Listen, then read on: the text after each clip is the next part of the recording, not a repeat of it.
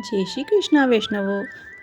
आज हम 252 वैष्णव की वार्ता में वार्ता सुनेंगे जो अब श्री गोसाई जी के सेवक एक गुजर के बेटा की बहू आन्योर में रहती है, जिसकी भैंस गोवर्धन नाथ जी ने दिलवाई। जिनकी वार्ता का भाव कहते हैं। भाव प्रकाश। ये तामस भक्त हैं। लीला में इनका नाम परमेश्वरी है। पहले द्वारिका लीला में विमला की सखी थी। विमला ते प्रकटी थी और विमला श्री रुक्मणी जी की अंतरंग सखी थी, जिनके भाव स्वरूप हैं। एक समय द्वारका जी में श्री ठाकुर जी रुक्मणी जी को ब्रज की लीलाएं सुना रहे थे। तब परमेश्वरी कुछ काम कर रही थी, तो उन्होंने ठाकुर जी की बातें सुन ली और बातें सुन के उनके मन में अनुभव हुआ कि मेरो भाग कैसो है, मैं ब्रज लीला को अनुभव कैसे कर पाऊँ। उसके लिए वो बहुत उसके मन में होता कि वो ब्रज लीला का अनुभव कर पाए। उसकी वजह से उसका सब खान पान छूट गया। दिन रात बस एक ही मन में ख्याल था कि कैसे मैं ब्रज लीला का ध्यान कर पाऊँ, श्री ठाकुर जी की आरती करूँ। और ऐसे करते करते वो दिन बहे। तब श्री ठाकुर जी बोलने लगे, जो तुम इतनी चिंता क्यों करती हो, क्योंकि ठाकुर जी तो अंतर्यामी हैं। वे परमेश्वरी के मन की बात समझ गए थे। उन्होंने उससे कहा कि तुम यमुना जी की भजन करो। यमुना जी ब्रजलीला के अधिष्ठात्री हैं और ब्रजलीला का सौभाग्य इनकी कृपा से ही प्राप्त होता है। तब उसने श्री यमुना जी की बहुत सेवा करी, तो यमुना जी ने प्रसन्न होकर उसको आज्ञा की कि हाँ, तुम्हारा ब्रज में जन्म अवश्य ही होएगा। ऐसा करके अब इनका जन्म ब्रज में हुआ है और ये बरस 12 की भई हैं। तब इनका ब्याह ब्रजवासी के एक लड़के से हो गया। जब वो ब्रजवासी का लड़का गुजर गया तो श्री गुसाई जी के पास कुटुंब सहित विनती करके नाम पाया। जब इन्होंने नाम पाया, ये ठाकुर जी की पूजा में रत हो गई।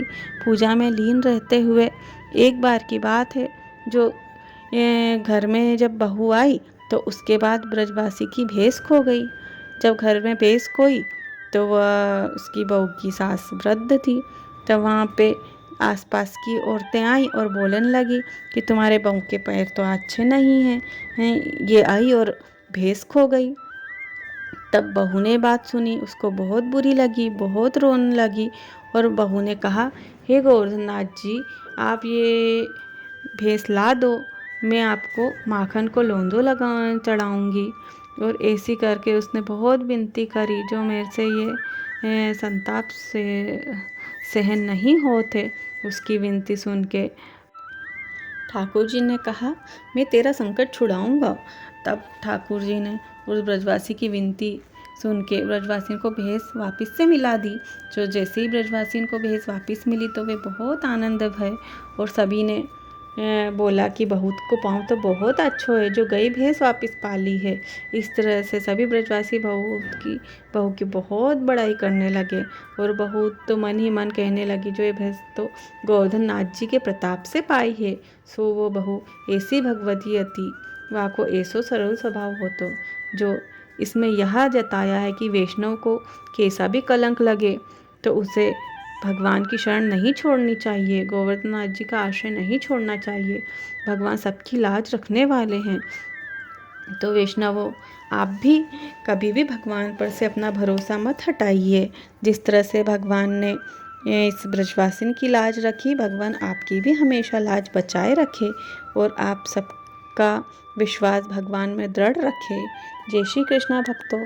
अब आगे की कथा जो होगी वो किस तरह से उन्होंने माखन के लिए भगवान को खिलाने में क्या किया था, क्या नहीं किया था, वो अगली कथा में आपको बताऊंगी। उसे भी आप अवश्य ही सुनिएगा।